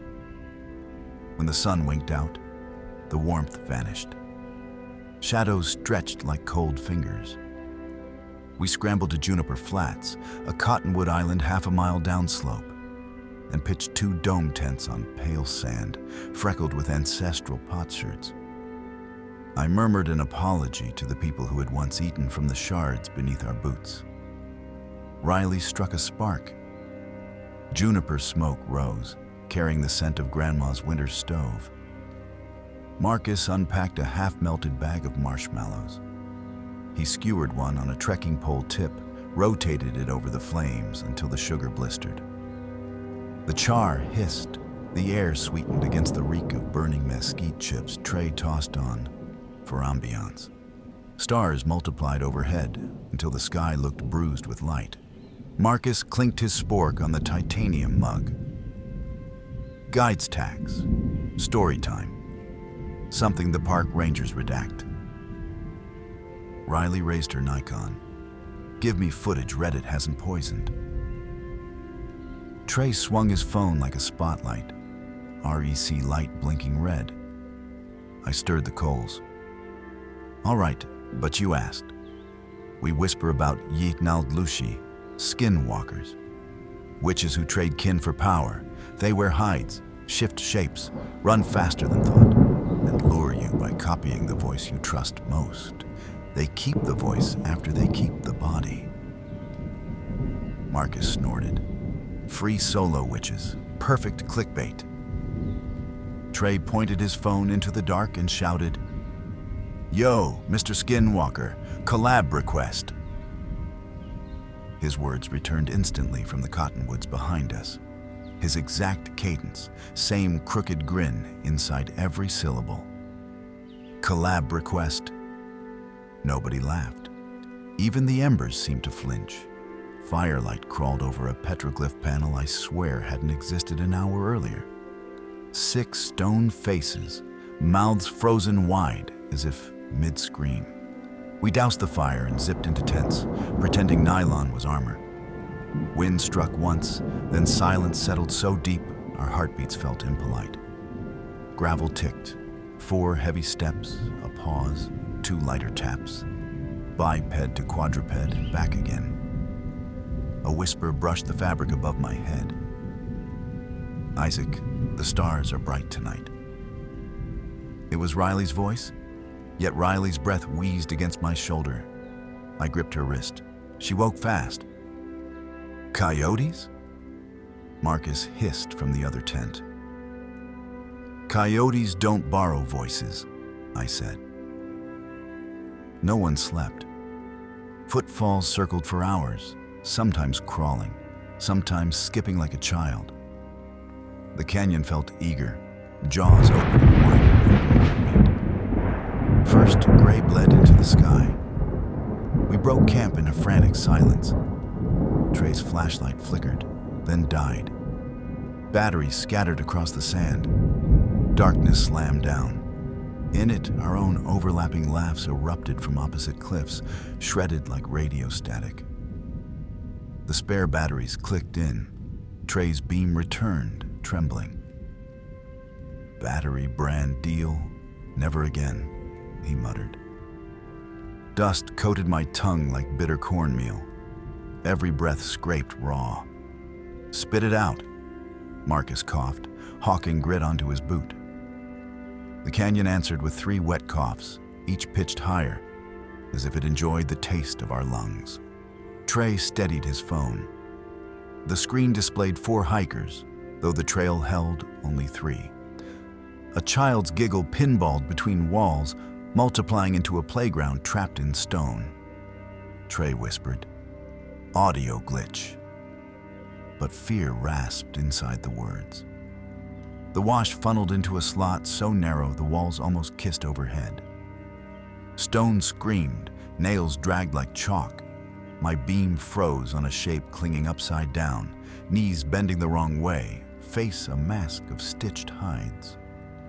Its grin split into 4 as it poured down the rock like tar. We ran. The creature galloped behind, switching from knuckles to feet in manic rhythm. At a shallow alcove, we wedged ourselves under a leaning boulder, panting. Outside, footsteps paced. Then the monster spoke in my own voice, calm and coaxing. "Isaac, it's safe now. Bring them out." When it realized we weren't fooled, claws raked stone like a knife over porcelain. Sparks arced, sulfur stung the air. We bolted before the roof collapsed. A fork split the slot. Marcus veered left. "Shortcut!" "Wrong way," I yelled, but he vanished. A scream tore the air, cut short like someone yanked a cassette tape. Riley sobbed once, swallowed it, and kept running. Half a minute later, the path pinched again. Riley staggered, blood shining where Shale had skinned her knee. "It's my fault," she gasped. Marcus posted a reel mocking the canyon, said nothing sacred down here. I hauled her upright.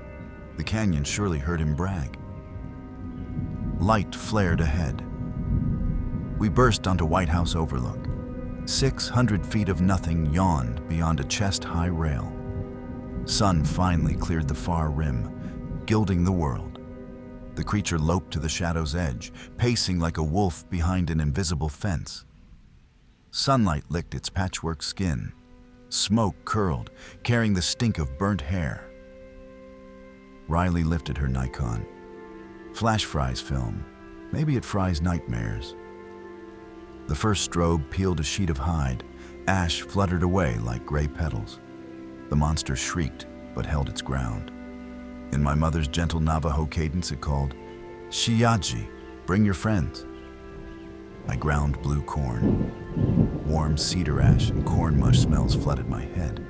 My feet inched forward. Riley shoulder-checked me. "That isn't your mother." She fumbled fresh batteries. The creature sprang. I scooped hot sand, spat into it, flung the sludge, Grandma's cleansing rite. Smoke hissed where it struck. Riley's second flash blasted a crater in its torso. A third tore the grin away. The monster caved inward, collapsing into gray dust the wind inhaled over the abyss. Silence slammed shut. Riley dropped to her knees, tears carving tracks through ash on her cheeks. For 10 heartbeats, the sunrise felt like absolution. Until the canyon tossed back my own shaking dawn prayer, warped into a choir of low voices. Marcus emerged from the slot, limping, blood soaking one pant leg. It used Trey's voice? "Where's Trey?" Ice pooled in my stomach. Trey had never come out. A howl spiraled up the gorge. Trey's voice twisted with something feral, pleading, laughing, pleading again. Marcus lunged toward the rail as though he could leap into the void and drag our friend home. I tackled him. We wrestled until the echo faded into bright, merciless wind. We limped the 2 miles to the trailhead. In my truck cab, only the engine and Riley's muffled sobs filled the silence all the way to Chinley. Rangers found Trey's shattered phone case and footprints that ended mid-stride. They wrote, "Missing presumed fatal." Riley erased her SD cards. Marcus quit climbing and scrubbed every post. I buried the incident beneath paperwork. Grief gnawed by day. Terror chewed the dark. Sometimes mirrors showed 4 silhouettes behind me. I triple-locked my Flagstaff apartment and dusted cedar ash along every sill like Grandma taught. 2 weeks ago, at 1:17 a.m., my phone chimed. One new photo, date stamped tomorrow. It showed me asleep, a tall, stitched skin figure leaning over my pillow behind the curtain. Vapor frosted the glass. 3 slow knocks tapped the pane. I did not draw the curtain. I did not sleep. Grandma says echoes never die in Say. They drift beyond it, wearing the voices and faces they've stolen, searching for walls thin enough to slip through. So remember, if a canyon throws your words back lower than you spoke them, or you hear your mother's laugh where she isn't, run toward full sunlight, fling cedar ash behind you, and never answer a whistle that climbs uphill. Some collaborations cost more than clicks. and Spider Rock still aches to finish Trey's song.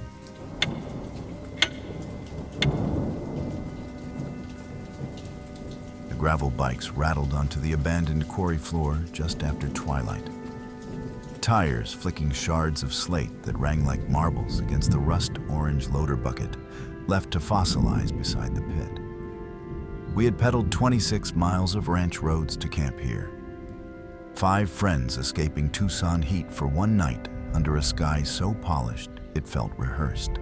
There was Danny with the astrophotography app, Jules the micro-influencer always filming, Mikey the mechanic who could tune a derailleur by feel, Artie the geology grad lost inside Rockhammer dreams, and me, Cal, forever volunteered as fire starter and reluctant narrator. The gravel pit spread 200 yards across, a limestone bowl scooped out decades earlier. A single ramp, steep, switchbacked, corkscrewed down to the floor.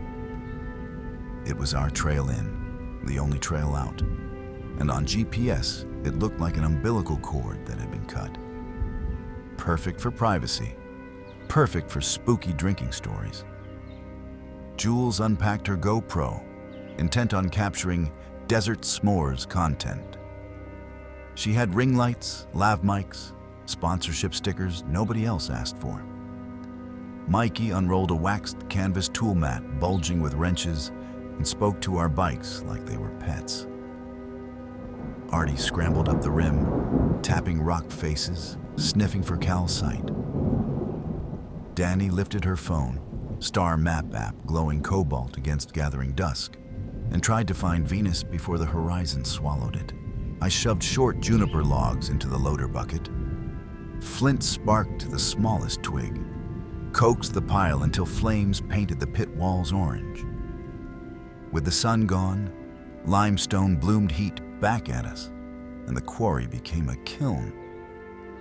We cracked IPAs, traded stories that blurred into headlamp halos. Mikey described rebuilding a trail bike for a pro racer. Danny teased Jules about the time she mistook a javelina for a wild dog and tried to give it trail mix. When conversation cooled, Danny leaned forward, elbows on knees. "All right, Cal, campfire rule. Local legend or no more beer." I fed the flames and laid out the only legend I half remembered from a rest area pamphlet. Skinwalkers. Shapeshifters who wore animal hides, stole voices, lured travelers away from safe paths. My telling felt rerun, but the quarry walls threw my words back deeper, as if another throat recited them a half-second later. No one laughed when I finished. Somewhere high on the rim, an owl called, a single descending note that should have echoed but didn't. Sound seemed to stall in midair, like the limestone absorbed it. Mikey wandered to refill beers and came back holding a fragment of hoofprint pressed into powdery dust. Not quite deer, not quite goat. "Wrong shape for local critters," he whispered, and laid it by the fire as if handing evidence to a court. Donnie set up her tripod for a long star trail exposure. Every 30 seconds, she clicked the shutter and muttered that the sky looked off-kilter, constellations minutely warped, as though someone had nudged the dome. Even Artie, forever rational, admitted the barometer on his watch had dipped 5 millibars in 10 minutes. No storm in sight. The pit felt like a room where the furniture had been moved a fraction of an inch, and only the subconscious noticed. To shake the unease, Jules suggested a slow spin around the bowl to collect firewood. We fanned out in flashlight cones, staying within shouting distance. I kept catching peripheral movement, my own beam reflecting off shards of shale. But twice I saw a second beam mimic mine, tracing the same arc half a heartbeat later, vanishing when I tried to pin it. Jules returned empty-handed, said her footfalls kept doubling. She'd step once, echo twice. We pretended bravado, piled a few scrub branches on the blaze, and laughed too loudly for the size of the joke. Right before the real terror began, I glanced at the loader bucket and noticed new scratches. 5 vertical lines, fresh steel gleaming under rust.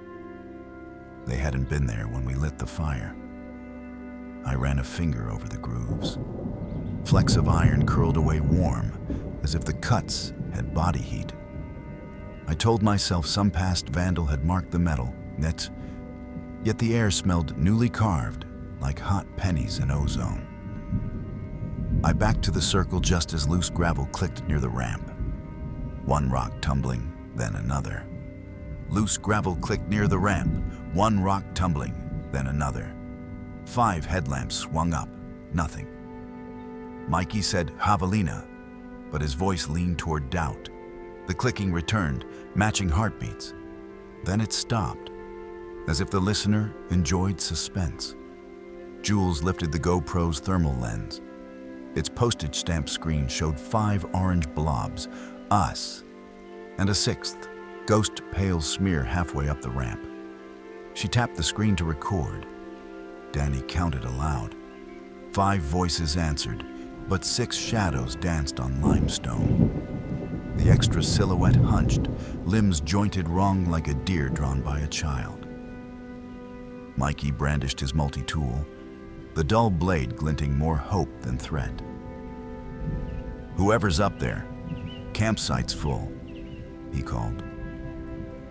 The quarry parroted him back, syllables tar slow, woe vers, upith iere, campsites, fu hull. Gooseflesh climbed my scalp. Downey kicked dirt on a log, shrinking the fire's glow. Shadow number 6 stretched, neck elongating until its head smeared up the rim like ink dragged by wind. Gravel ticked retreat, click, click, then silence dropped heavy as quarry dust.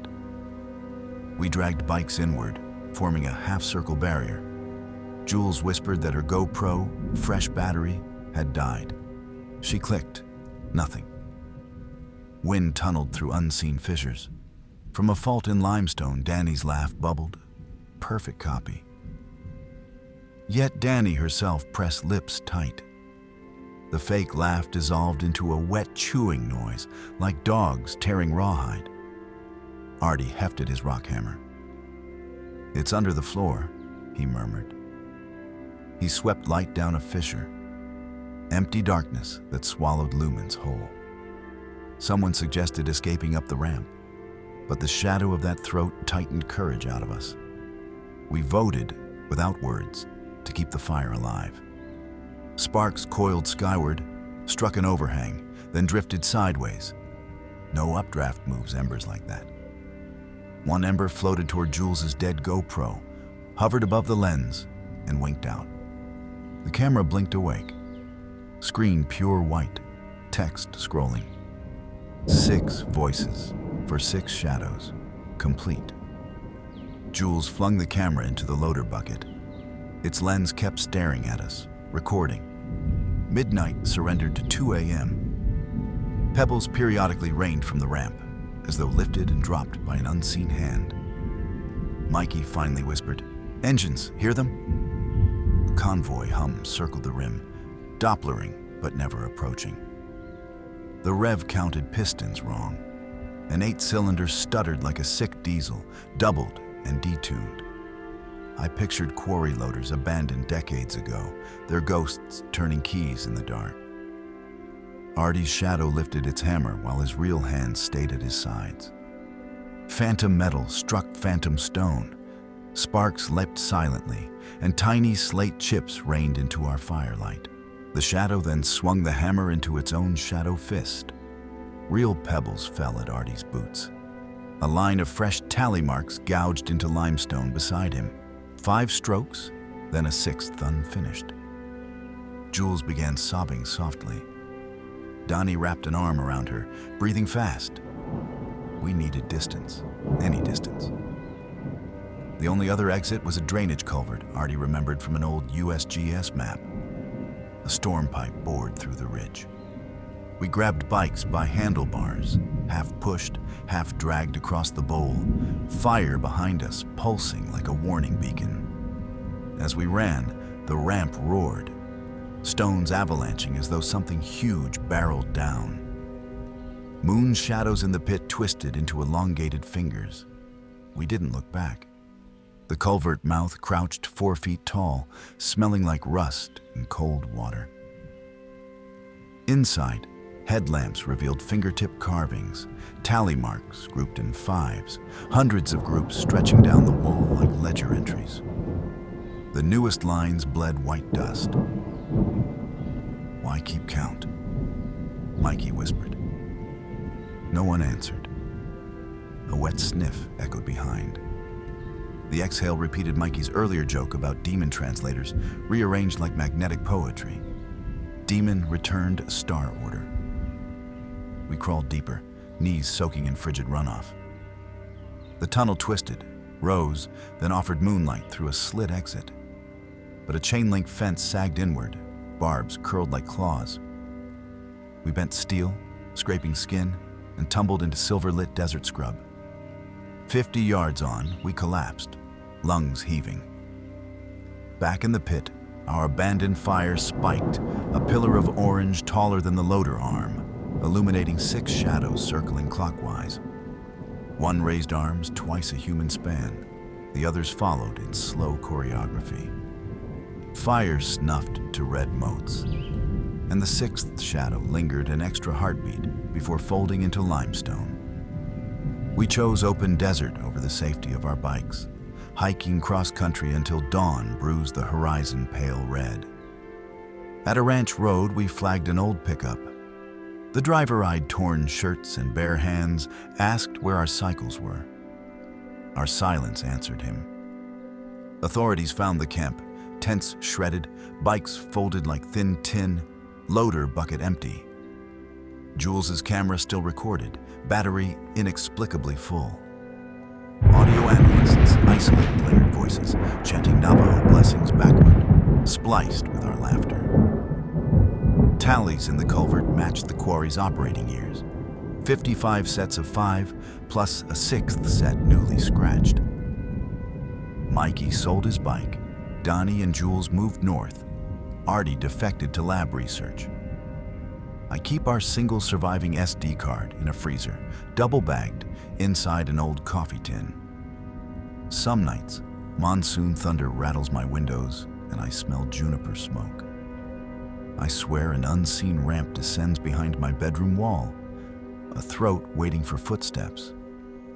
In those moments, I hear my own voice pleading for another story, another tally mark, one more shadow to keep the count even.